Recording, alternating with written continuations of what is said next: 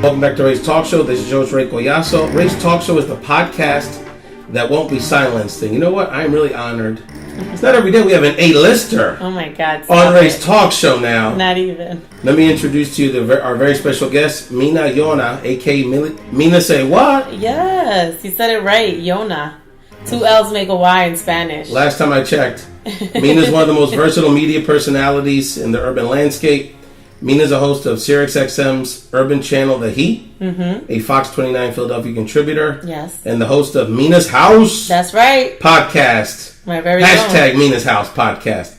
Mina Say What? Welcome to Ray's Talk Show. Thank you. That was a great introduction. Well, I appreciate you, Mina, because, you know, it's almost like you're like I never had a sister, and between your influence in the hip-hop game, you know, my youngest brother, Planetary, your influence in the urban media landscape. My dad probably was the first Puerto Rican and black radio in Philly in the 70s. Oh, wow. And Ray Collazo Sr., WDAS, and that whole generation, Georgie Woods, Cody Anderson. Names. Georgie Woods. Absolutely. Yeah. My dad was their first Puerto Rican young boy back in the days. My mentor from Syracuse, I went to Syracuse University. My mentor, Dr. Rick Wright, talks about Georgie Woods all the time. Oh, so all those legends, legends.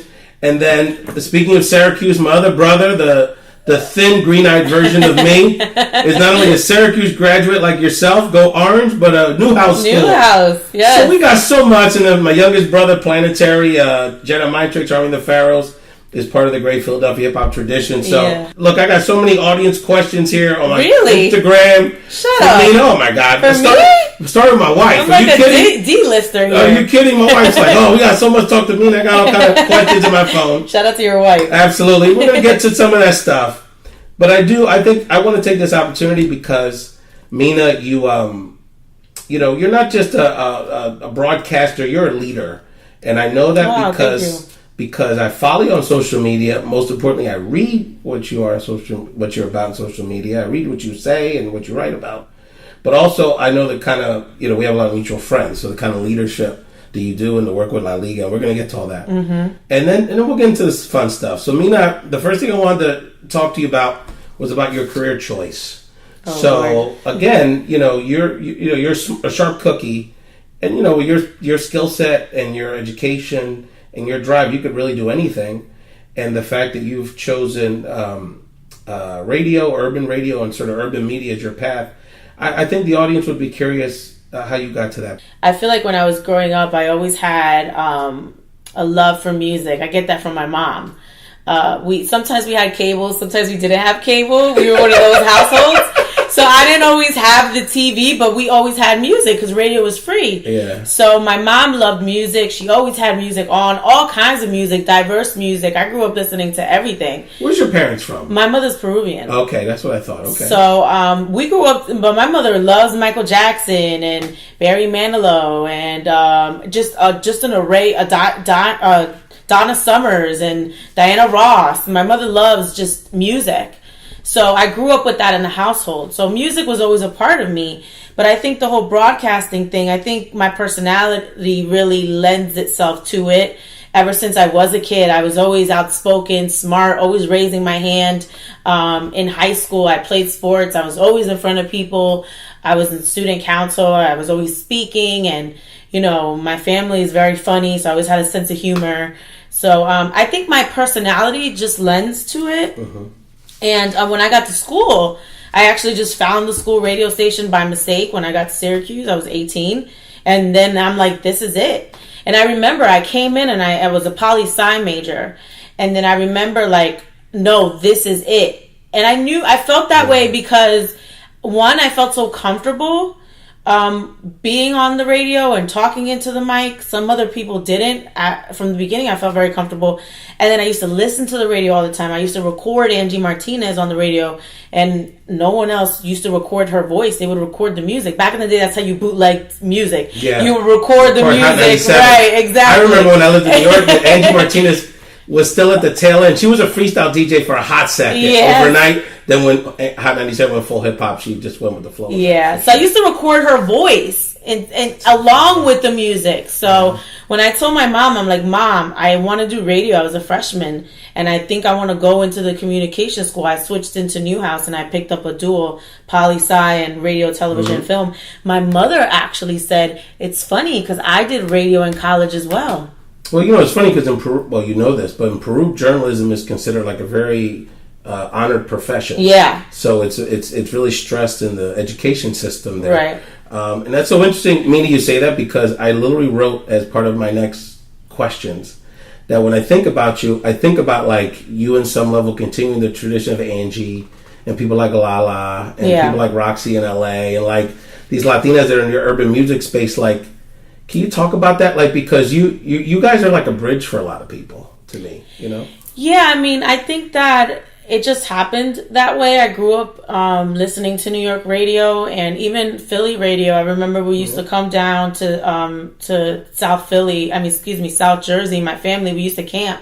Summertime, we used to always come down to South Jersey and camp. So my growing up, I was this North Jersey, South Jersey, and you either listened to Power 99 or Hot 97, and I grew up in an environment where most people listened to hip hop. All my friends listened to hip hop. We didn't listen to anybody else. I mean, I grew up in a Latin environment, but all the people that were my friends, they listened to, hip hop. This is what we listened to. Mm-hmm. So, it was just the music that I grew up being around and loving. So you don't realize your place in it. You're just kind of doing what you know. I'm just broadcasting and playing music that I love, that I grew up listening to. So when you get older, you start thinking of it, you start realizing, there's not a lot of Latin people in urban broadcast. I mean, there is now. Yeah. Back then, like Angie was one of the first. Absolutely. But because I had Angie, someone like Angie as a role model, I didn't see it as an anomaly. I didn't think, Spanish girl doing hip hop. I didn't think that was weird or different. Or a big deal, because I had Angie my whole life. But it was funny because we had Angie. I mean, Angie's a nationally known, right? But we had Angie in the New York market. But then when you got to the Philly, I don't know if you were exactly the first, but you were like the first prominent one because you were on the morning show. Yeah. Mina Say What in your persona. And like locally here in Philadelphia, it was such a big deal for Latinos that finally felt like, wow, especially women. Yeah. It felt like, wow, women that down Latina. You can't be a more down Latina than Mina. Mina goes to Peru and she's on right. Cusco and she's with it. But that have that biculturalism or that that's part of our culture. We're as much hip hop culture as Latino culture, right? Yeah. So that meant a lot to people when you got on air here. Yeah, and I didn't realize what I was doing when I was doing it. This was a great opportunity for me, and I was working in New York on Sirius XM, and then this was an opportunity to do a morning show, and I didn't realize what I was stepping into. I am the first Latina to do mornings. Mm-hmm. I did it for 6 years here, not only just on Power 99, but in this market on a big scale, and I didn't notice any of that.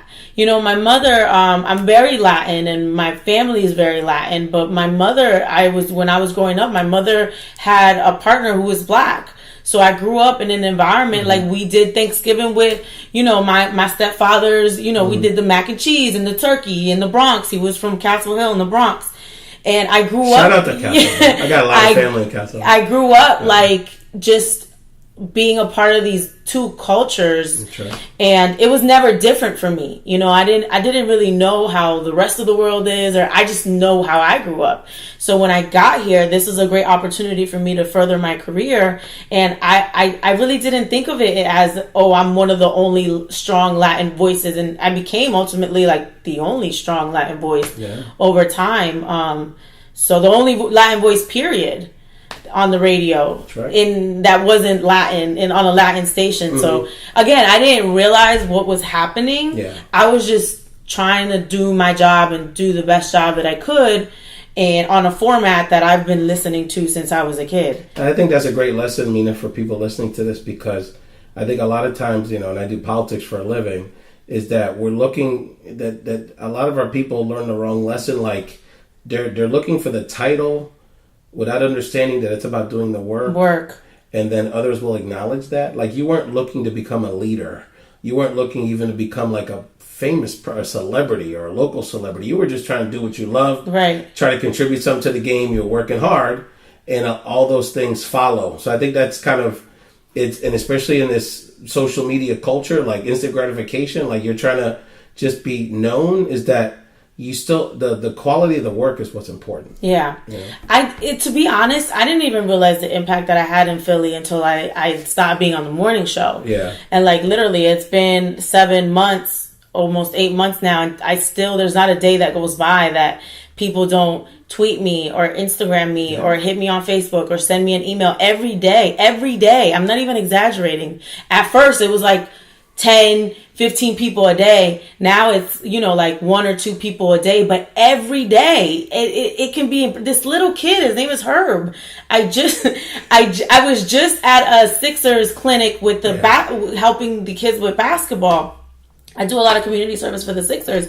This little kid, his name is Herb, because I asked him his name, just said, I miss you on doing mornings. A lot of people feel that way. Every day. And it's like, it's been 8 months. Y'all ain't forget about me yet? I would have forgot about me. Like, well, the thing is, but I think it's kind of like the industry has changed, right? Because it doesn't feel like you're not on. I don't think people miss you as much. They miss you on that platform, but because you have social media, because you're able to create your own space, you're on TV now a little bit too, so that I think people don't miss you as much. And also it reminds people, like, hold on, I just saw Mina on TV this morning. How come she's not on the radio this morning? Right. Yeah. So tell people about that experience with Power 99. That's how most of us met you and got to know you. Yeah. I mean, that's a nice kind of critical phase of your life, right? Like going in your, I grew up on the radio. Exactly. And it was crazy because when I got hired there, I was 25, and I will never forget. I was always like, oh, I'm scared to own a house. And I'm, I remember being open about some of the things that I was vulnerable about, being a 25-year-old on the radio, and, my counterparts were in their 40s. Yeah. So, I was the youngest, always like a young kid on the radio. And a lot of people don't realize this, but that really doesn't happen at all. Most of the people that you think are young on the radio, they're actually pretty old. That's right. Yeah, it's true. So, especially the morning people, because they're the ones making the money. Right. So it's like I was a young person, but I was very open about some of the things that I was scared about, or some of the things I was going through in my life. Like I had my very first big breakup on the radio, and like I didn't even know, I was with my boyfriend for 5 years, and then we broke up, and it's like he had become such a part of my story on air. We had a code name for him. We used to call him Papito. I didn't even know how to even like tell people. Not that they needed to know, but he was such a part of what my presentation was. And part of your presentation was being yourself. Right. You know what I mean? So it was like, I had, like, how do I even tell them? And it took me months to tell them. And I cried on the radio when I told them. And then, I was just very open about some of the things that I would go through. And I literally went in there, and I was just a girl in a relationship, scared to be a homeowner, and then by the time I left, I was like an adult, and I would give people relationship advice. And I came in with my own relationship that I would tell people about things that we were going through. And then by the end of it, I owned 2 homes, and it was like I grew up on the radio. So I think that's why people really connected to me, because I was so transparent about the things that I was going through. And that was important for you, I think, just as a fan, just observing as a fan, because you could have, the way that was set up for you initially was that you could have easily, if you had allowed it, you could have easily been pegged as like the silly, funny, ghetto Latina. I hate that. You know what I mean? And so you had to kind of carve your own path. Yeah. So you had to fight through that, because I almost feel like, again, this is just from a fan. I don't know what's going on behind stage. Yeah. I almost feel like that's kind of what they thought part of your, like, going to be the kind of comic little side Spanish girl. But you carved out your own image on that. I've never been that girl. Yeah. I've never been the stereotype, the ghetto. No, like that's not who I am. I've never been that person on air. It's never been it's never been a stereotype. I don't know if people wanted to put me there or not, but it's never been who I am. So it's never been what people got from me. When I came in, the guy that hired me, I told him that it was important for me to be a host and an equal. I'm not a side chick. A lot of the times when you listen to radio or morning radio, especially, the women are the side piece. That's and right. They're like a little talking head or talking voice. I was very adamant before I got there of this is not who I am. So I came in as a host, And then obviously I had to learn how to maneuver between people, but I came in as a host and I came in as myself, and I was never going to be like a little side character or a little comic relief, as they say. Yeah. I was going to be someone that can be funny, because there are funny parts of my personality, but also someone with substance and someone that has things to say, and, just a human being. I mean, we're not all funny all the time. Sometimes we're happy, sad, engaged, not engaged. Sometimes we are smart, not smart. It's just, being yourself on air. That's right. And you're listening to Mina Llona, a.k.a. Mina Say What? One of my favorite media personalities. You can now hear her on XM Satellite Radio, The Heat Show. I'm really excited about that for you. And she's doing her thing on TV as well. Fox 29 Philadelphia contributor. And, of course, the host of Mina's House podcast. Mina, let's talk about your time post Power 99.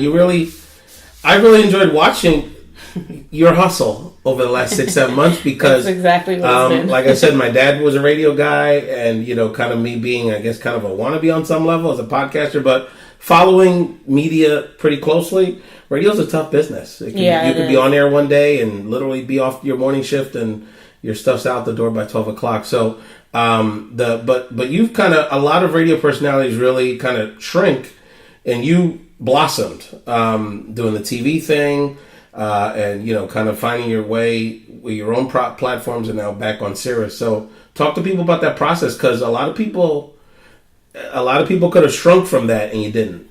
I was ready to go. I wanted to do other things. I grew. I think you can describe Power 99 and my time there as growth. Yeah. And I started to realize what I'm good at outside of radio. When I came to Power 99, I thought radio was my only thing. Mm-hmm. I learned so much about myself. I learned that I can command a crowd of 20,000 people at the Wells Fargo Center. I learned that I have a really good way with kids, and I like doing charity work. I learned that I'm a great host. I learned that I'm a great mentor, that I'm a great leader. I just learned all these things about myself. I learned that I'm very comfortable on TV. I've been doing stuff on Fox 29 since Chanel was there. That's right. I have video of me and Chanel, her doing a package, mm-hmm. and I'm featured in the package, and we're talking about coffee. And at that point, I was so dependent on coffee, because I was trying to figure out how to get up so early and stay up. So I used to literally shake because I was drinking too much coffee.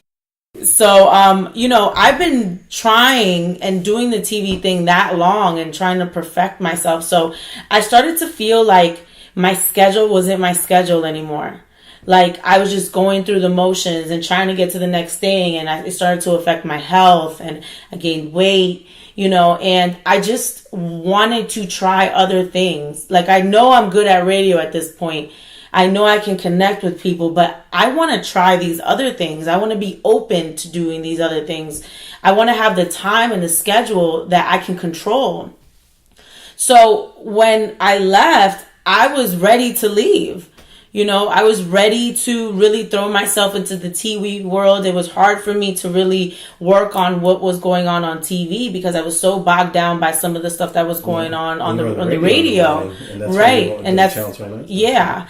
And then I really just wanted to do my own show and do my own thing. Like, I had my podcast while I was on air doing mornings, but it's like, you have a great guest, you're not going to funnel it to your podcast, you're going to funnel it to on air, because that's the most important thing. Okay. So I just needed to do me. Mm-hmm. At that point, I just needed to figure out, what does Mina want to do? How does Mina grow these things that I realized I'm good at? And how can I build something where I feel a little bit more balanced, mm-hmm. not so unbalanced? That time I needed. Like, I didn't go on a vacation for 5 years. I was such a workhorse. Everything was about mornings, 7 days a week, 365. It's like, what guest, what topic, what appearance, what client. Like, it's overwhelming, and I really just wanted me time. What does Mina want? Like, Mina likes being on the radio, but Mina doesn't want to be consumed by the radio. Mina doesn't, Mina wants to explore TV and have time to work on that. In order for you to get good at something, you have to work at it. If I don't have time to do camera work, how am I supposed to get better on the camera?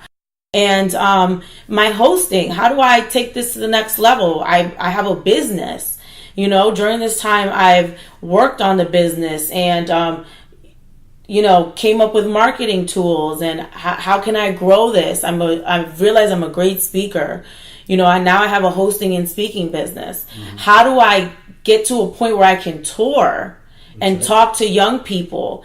And every opportunity is an opportunity to learn. You know, I was just doing stuff with the Sixers and I spoke to the kids right here in Camden. Mm-hmm. And, you know, the Sixers were like, that was a great speech. You know, like I want to get stronger in those fields so that I can grow that into something that's fulfilling for me. I can't do it if I don't have the time to get better at it.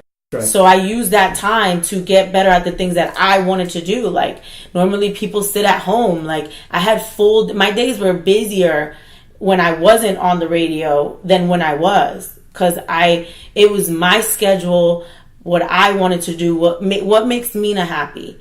You know, I went on 3 vacations but I also busted my butt and like it's crazy. And like I started doing a weekly thing on Fox in October, and I would watch my tape every week, and it's remarkable to me how much better I've gotten just being on once a week in 9 months. Imagine if I was on every day. Practices. Working, right? But I put the work in. I would go out and shoot on my own and edit, and I went all out. I got Adobe Premiere. I have Premiere on my computer now, Final Cut on my computer. I have everything, like every editing software that you would want, I put on my computer. I put time into my home studio. You know, like these are the things that I wanted to do. So I just focused on what makes me happy. And again, you're listening to Mina Llona, aka Mina Say What?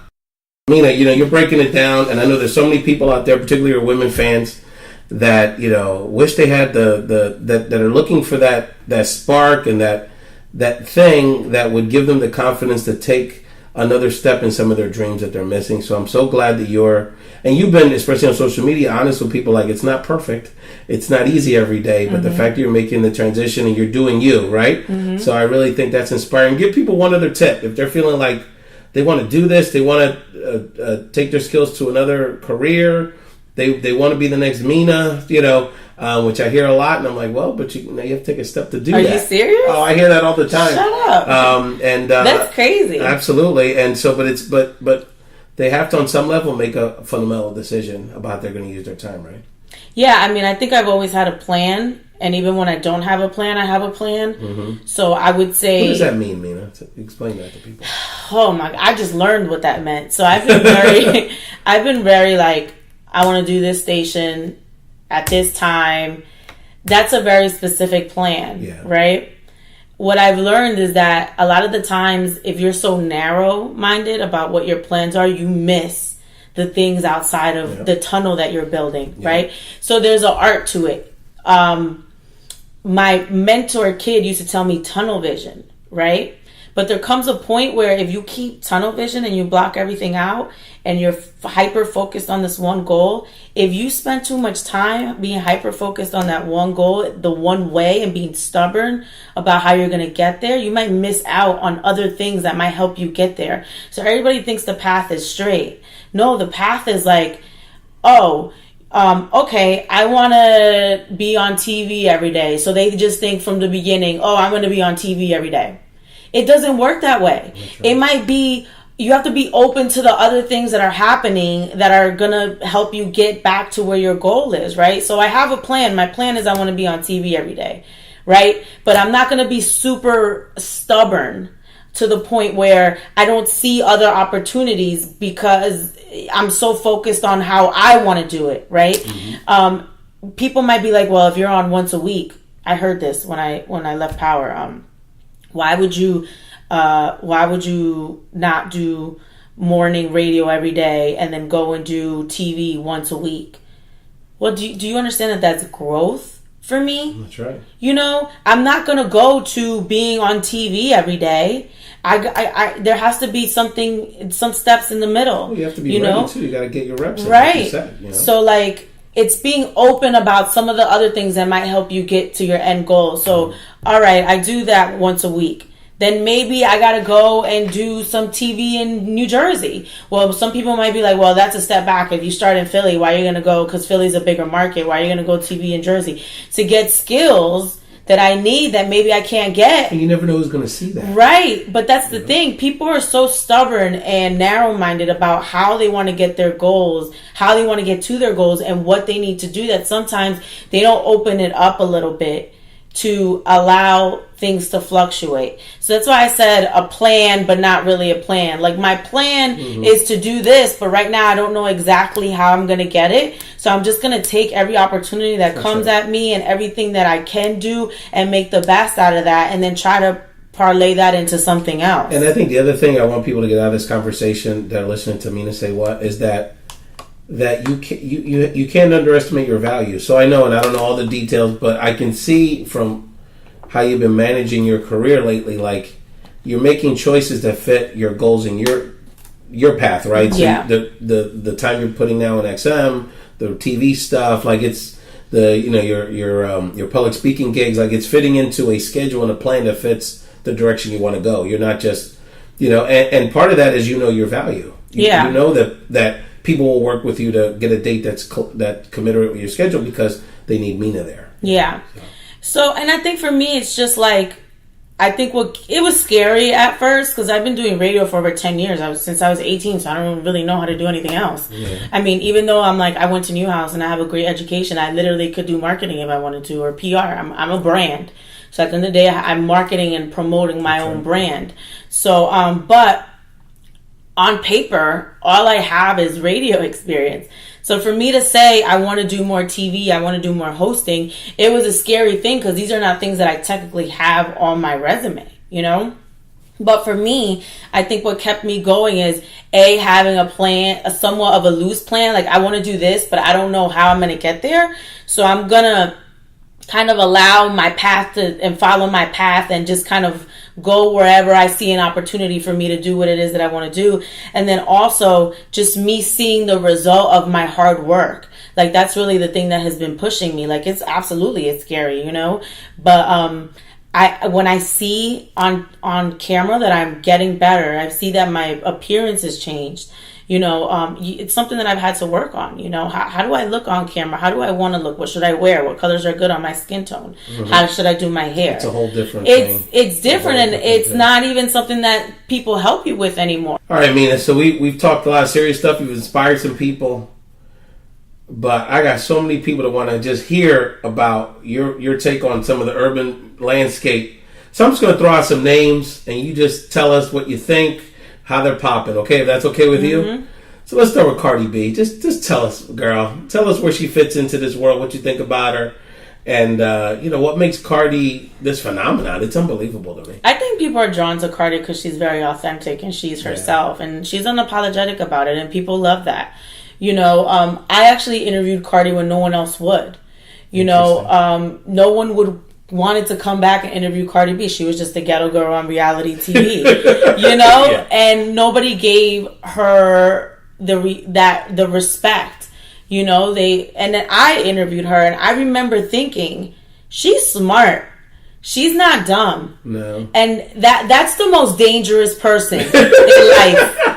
The person that you don't realize is smart is the most dangerous, because those people will come and take you by surprise. And the thing is, they know you don't think they're smart. Right. So and they use it to their advantage. Totally. But I said to her, I say, you're not dumb. You're smart. Yeah. She's a smart girl. Yeah, she is. And I think people are surprised because they didn't take the time to really get to know her. They're only seeing the stereotype that people want to see, or only the things that she chooses to show you on reality TV, or the way that they chop her up to make her seem like she's just this crazy Latin girl. But she's not dumb. She's not stupid.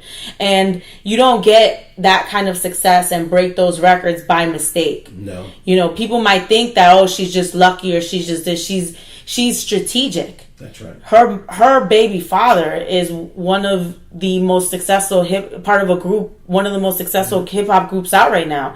I mean, I went to the ASCAP Awards in LA, and the ASCAP Awards is really about songwriting. A lot of people don't know a lot about it because no one cares about the songwriter, but that's who makes money. People who write other people's stuff, they make the money. And Migos and Offset were winning all the awards for all these songwriter awards. You know, the credits. Yeah. What do you think? What do you think she has Offset doing? That's right. She's smart. She's smart, and I like her, and I supported her from the beginning. And you know, anytime there's a Latina that is out there doing stuff, I'm gonna support her. I mean, everybody's not gonna be J-Lo.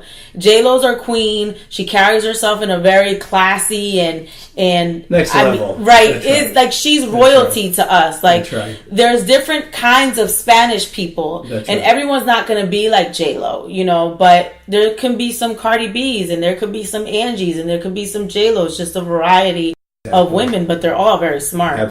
And I think she's played the market piece really well, because she hit on the trap piece just at the right point, and then she went back to the Latin piece just at the right point. You know, so I think she's played it really well. For people to say, "Oh, she can't rhyme," whatever, it's that there's always been figures.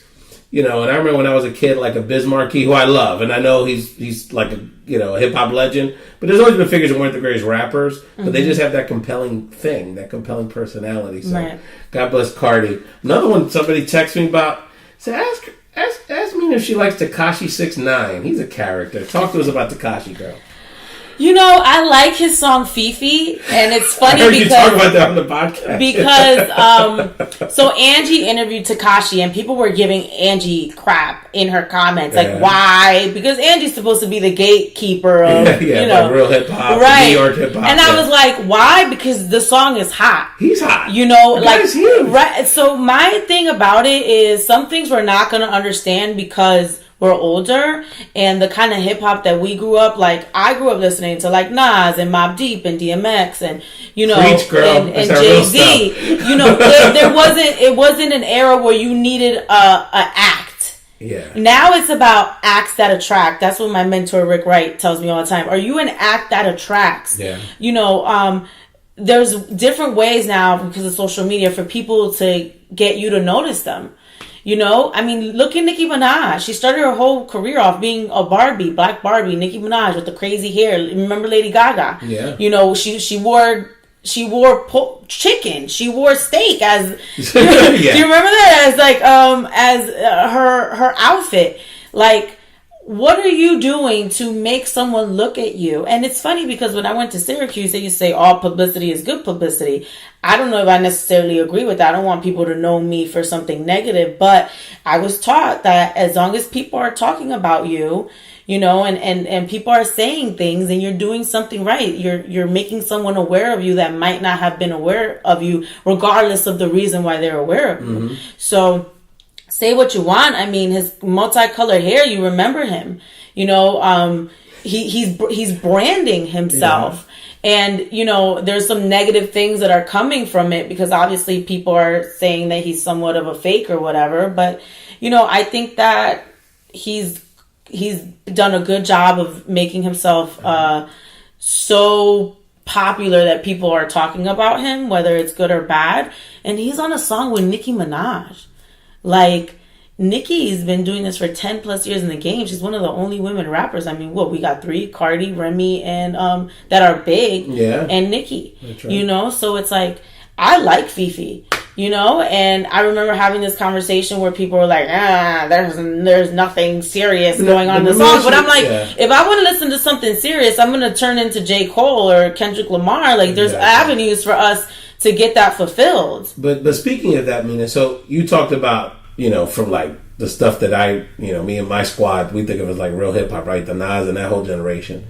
But the stuff you're covering day to day, a lot of it's in that Tekashi 6ix9ine kind of, you know, scene. So like, do you like the new stuff? Are you picky with it? Is there stuff that you have to cover that you don't necessarily like, but it's part of the hip hop game now? Or what's your take on the new stuff? Yeah. I just think that people need to stop putting so much importance on some things.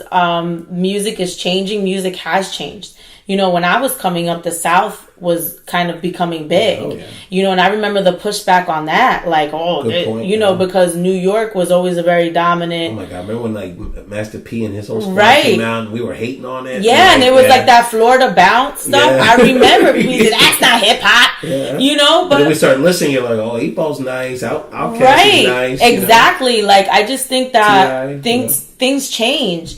You know, and what I really try to do is evaluate the music.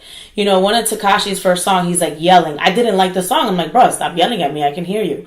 You know, so I didn't like that song, but I like Fifi. You know, so I'm not going to sit here and be a lie about something that I like. I think a lot of the times people don't want to like the music because they feel like it's not authentic enough or it's not real enough. It's not hip hop. It's okay to like a frivolous song. You know, it's okay for you to have fun and be an actual human being. We're not all worried about the world and Kendrick Lamar and J. Cole and thinking about thinking about our lives. Like they're some of the biggest artists, right? So like the ones that have a little more staying power tend to be the ones that have a little more depth. But in the meantime, the fun stuff is fun. But it's crazy because like when I worked at Sirius the first time, I oversaw the 80s and 70s channels. And you have one-hit wonders that came and went. I mean, Vanilla Ice is the number one, you know, person that I always... Right. Like there's people that made fun music that never stayed around. And that's okay. And it's not a new thing. Old people just need to stop being like, these young people. Like... You were young at 1.2 and you listened to music that your parents told you not to listen to. This is the same exact thing happening all over again. Somebody asked me, can you ask Mina who is her favorite reggaeton Latin rap artist? Oh my God. Who's your favorite? So I'm the worst when it comes to music. Yeah. So I forget their names all the time, but Cardi did a song with the one guy that's popular. Bad Bunny? Yeah, deep inside, get gonna be your kid. J Balvin? Yeah, I like him. So by the way, J Balvin, I just saw something on Facebook that he just surpassed Drake as the most downstream artist up in the world. So I don't know I'm not listening to his music like that. But I like the texture in his voice, and I like how he raps. Well, he did that song with Beyonce. He's doing so I like him. But it's funny. I didn't, I just liked him because I liked what he did with the song when Cardi was on it. Yeah. So but like I'm not too into like this what's going on the Latin scene. Even when I was growing up, I remember when I discovered Teo Calderón, and I was like hooked. Yeah. I'm like, yo, he's rapping, because back then Latin music was different. Now people rap in this reggaeton. But when I was coming up, it was like still like a new thing. It still was. And then like I will never forget, I bought Teo Calderón's first album, and I was like, yo, this guy is spitting. And for me that was different. Because I had never heard like a Latin guy really spit and he was like one of the first true like hip hop artists, because it was like, because Daddy Yankee was there, but he was very poppy and stuff. But so when it comes to like Latin hip hop, I've always like not been fully in it, just because I just felt like for a long time it was more dancey than actual bars. So like when I came across Teo Calderón, I liked him because he was spitting bars, you got to remember what I just said. I grew up listening to bars, Nas, Mobb Deep, DMX, CNN, Spits, there's a few guys, but you're right. And I like the dancey stuff, but I really listen to lyrics a lot. Even Fifi, a lot of people are like, he's not saying nothing. He's saying stuff. He's describing a girl that he named Fifi, and she's a girl, and he says it very clearly who Fifi is. He says you cannot wife her. He describes who Fifi is.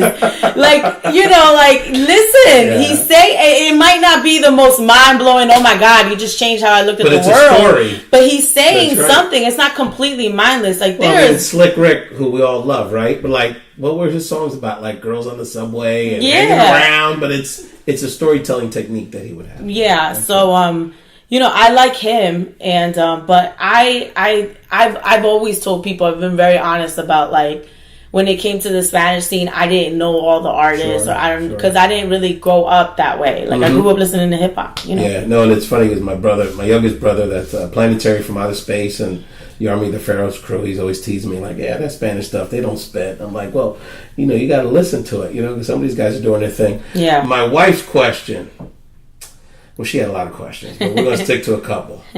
She wants to know what you think about, and I heard you talk about it on your podcast, so give us a summary, what you think about what's going on in Power right now. Her favorite show. And I know you had a debate with your co-host the other day. He's not feeling as much, but are you still feeling Power? Is it still the hottest show on TV? I love Power. She agrees. I love Power, and I like Power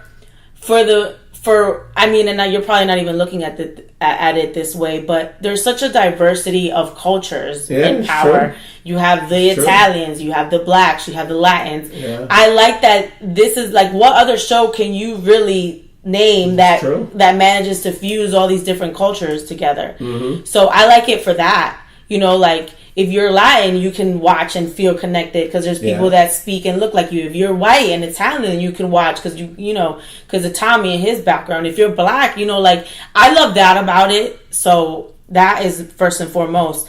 But then I also think that we live in this, and I said this on my podcast, we live in this world where we want instant payoffs. We want every episode to be a movie. It's not. It's a series. And you have to develop character and you have to set things up. There's not always going to be a big thing that happens every episode where the next day you're talking about it. But we live in this world where we just want this instant gratification. Sometimes you got to wait for the payoff a little bit. Right. You got to enjoy the journey. Right. And you got to understand why these are not amateur writers. They're skilled.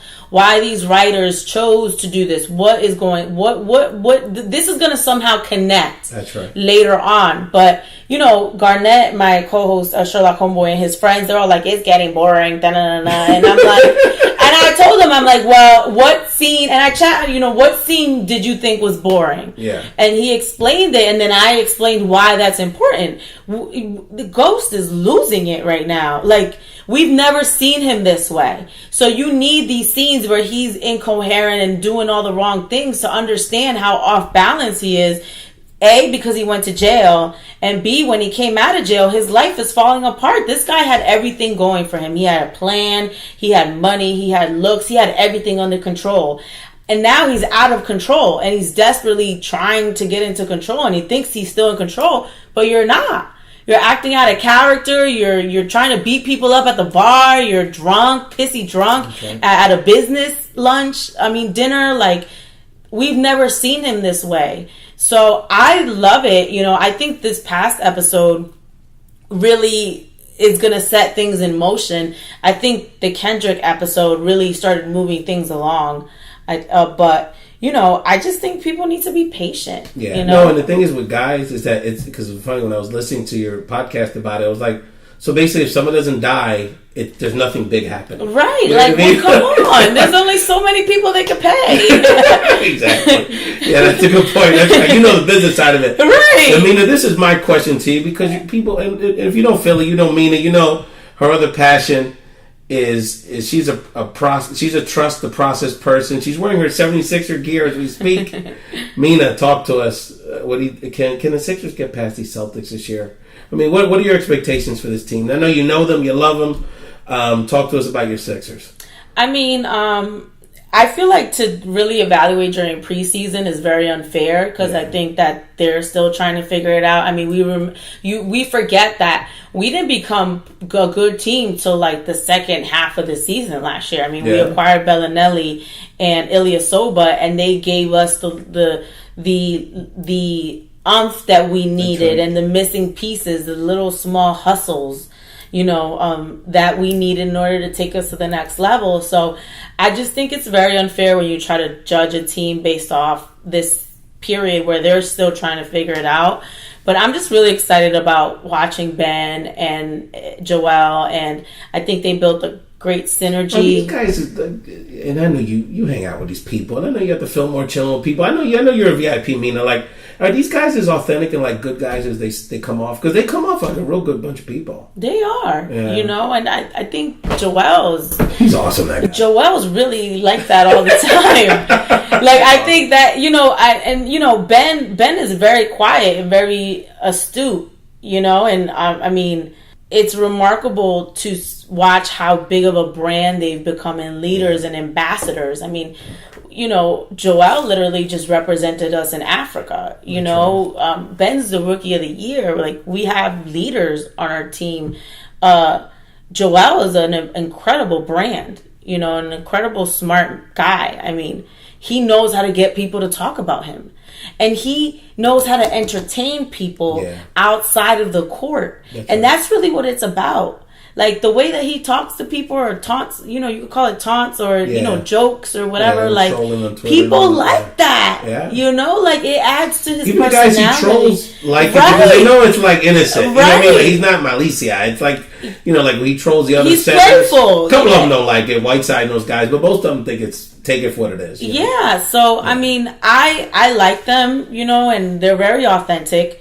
It's not like they're putting on a show, you know, this is who they are. And, you know, I'm just really excited about the team. And I do think we need to get some pieces to get our team back to being a more complete team. Yeah. You know, people were disappointed when we lost Kawhi, or, you know. It's going to be hard to get those guys. Yeah. Some people felt like we needed to throw everything outside, like, throw them Rob, throw them Markel, like, throw them whoever, you know. But I think it's hard because I feel like Rob is somebody that organization has built from the ground up. Like, this is a guy that started a D League, and that they've literally, this is homegrown. Like, this is a Philadelphia Sixers grown guy, and he's developed. And you need depth. You can't play with 3-4 guys. Yeah, but I think the way that the fans are, it's like, oh, just throw him whatever. You know, I think people think that Ben and Joel are only things that we can't afford to give up, and everybody else is a moving piece. But I think and I've never talked to anybody about this, but just because I've been there when we were losing every game, you know, I know how proud they are of Rob's growth, and I don't think it's something that they would easily want to give up. Yeah, that's just me looking at it, because Rob is like, you got to really think before Joel and Ben came on board, Rob is the only player that has stayed. They've literally Okafor out of here. Yeah. Noah out of here. Yeah. You know, like, all these other players that were supposed to be great big players for us. MCW out of here. You know, like, the only consistent thing that they've kept is Rob. Yeah. You know? Interesting. Yeah, you're right. That's a nice little tidbit there. So we'll be following you're following the team. There's no doubt about that. As we wrap this up, I guess two things. One is that did want to real quick. You know, I know we both give Demi Lovato our best. She's been going through it. One of the things I find with working with young people is that they're really concerned about their friends and family that are going through this kind of stuff. So hopefully, with Demi's recovery process, that more of us can understand we got to support more of our people out here. You know, so and then the last thing is, you know, Mina, I wanted to give you a shout out because, you know, you really are really good at uplifting people. And I think about, you're always shouting at your friends, like, is it Jasmine Day Suits, your homegirl, with the lashes? And who I've known for a long time. I don't know her as well, but just real good. She's such a sweetheart as a person. And I'm so proud of her now with her being an entrepreneur like you are. So just a little bit about, as we wrap this up, how we need to support each other. I think that's really important as we think about the future here. Yeah, I mean, I think the reason why I've been able to be in a position where I could chase my dreams is because I had support. You know, when I wanted, back to my mom, you know, when I wanted to do radio, my mother didn't say, no, don't do that. You know, she told me this story of she wanted to do radio, and she was on the radio, and her brother said, that's not a real career. You know, go get a real job, you know, and it deterred her from continuing her path, and she was good at it, you know, and I'm sure she passed it along to me in my DNA, and there's a reason why I'm doing radio, because my mother did radio. So it's like my mother always encouraged me, and I think that it doesn't matter how confident you are and how much together you have it, there's always moments where you feel unsure, or you kind of feel alone. Am I doing the right thing? Should I even do this? Those people around you that support you are going to be your backbone, you know, and I've always had that. And I thank the Lord that I have people people are always like, oh, you made it, whatever. There's people around. I have a community of people. Nobody does it alone. I have a tribe. And anyone that thinks they do, wake up. I have it, and I shout them out all the time on my social media. Yes, you do. I mean, Patty Jackson, Kid Kelly, Deion Summers, Ken Johnson, Doc Winters, Thea Mitchum. You know, like, there's people that have helped. Bugsy, Skip, you know, and even on the TV world, Maxine, you know, like Karen from Fox, Thomas from Fox, Mike Jarrett, you know, Jen Fred, like, there's people that help, you know, from NBC, Anzio, you know, Richard, like, there's people that help you in every small way, and they keep you going. It would be unfair for me to take all that from people in my life and not give it to someone else. That's right. You know, so like Jasmine, her business is called Enhanced Beauty by Design. She does eyelashes and eyebrows, and I met Jasmine when she had just started her business, and she was still trying to get clientele, and she was working in the medical field, you know, and anything that I could do to help her, I would shout her out on social media. I would come to her events, you know. She's now launched her own products. That's amazing to me. Yeah. You have your own products, you know, and I helped her with the photo shoot. You know, I came and I'm in the photos, and then we designed how we're going to showcase the products, you know, like how we're going to place it, how, you know, like because it takes a village. It in order for her to do well, and she does amazing work, because I look good because of her. Like, I had to learn how to do makeup really well to be on TV. I don't know how to put a damn eyelash on.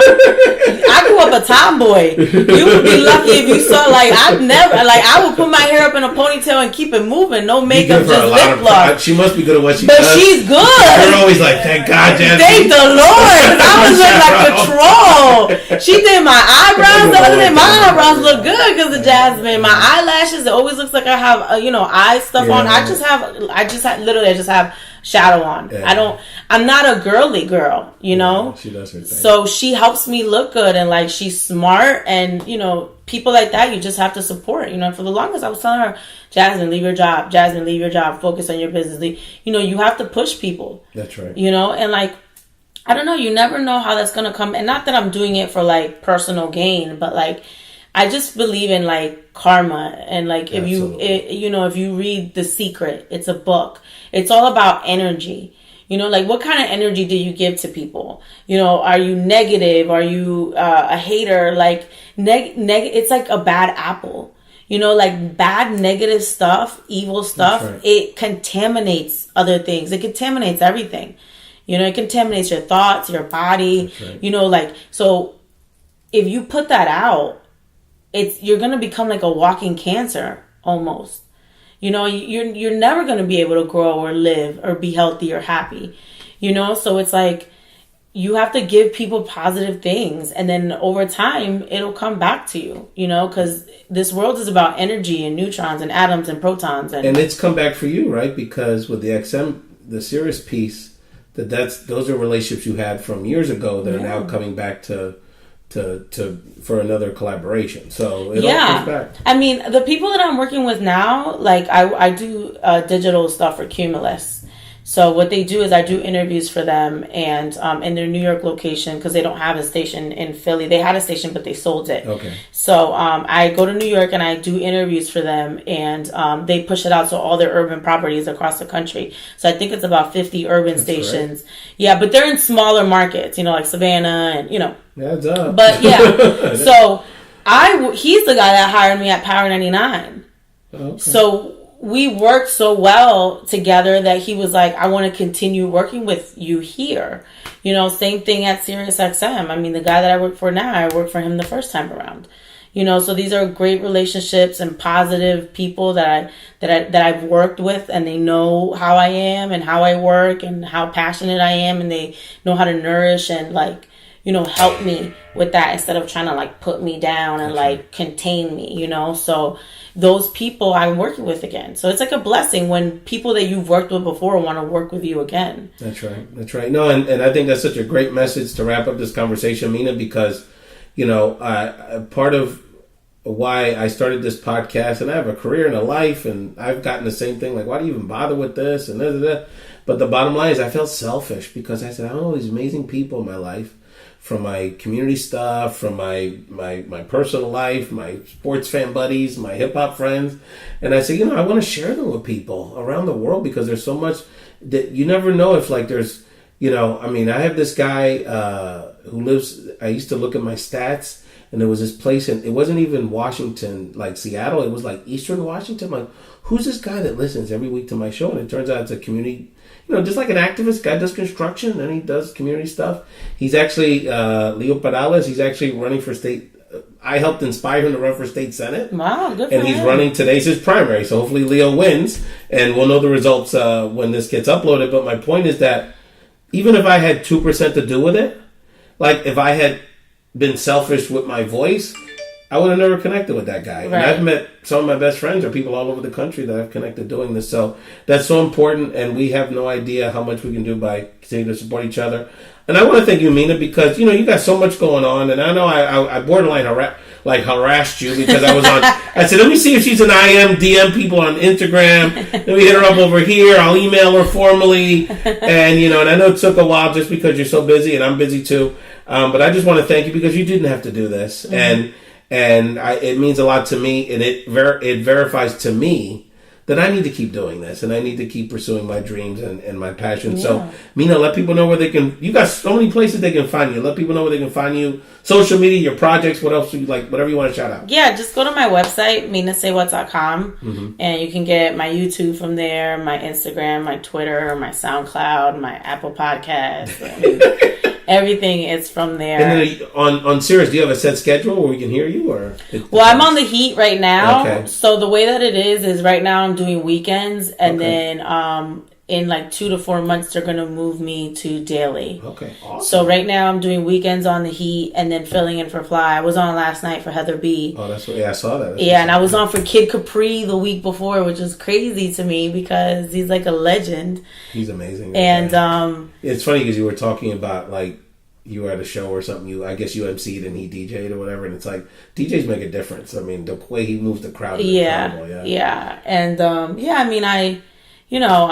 I'm just really thankful. I'm just really grateful to God and thankful that I'm in a position where I could actually try to form the life that I want. Right. And I never want to be like one of those people that didn't try.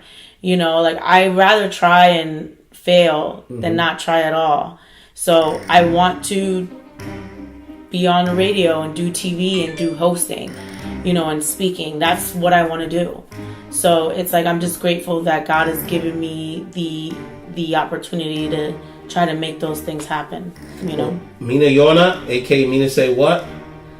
You represent for our community so well, and just keep doing your thing, and hopefully we can find other ways to collaborate. Yeah, thank you for having me on the podcast. I appreciate it. Appreciate you, Mina. Thank you.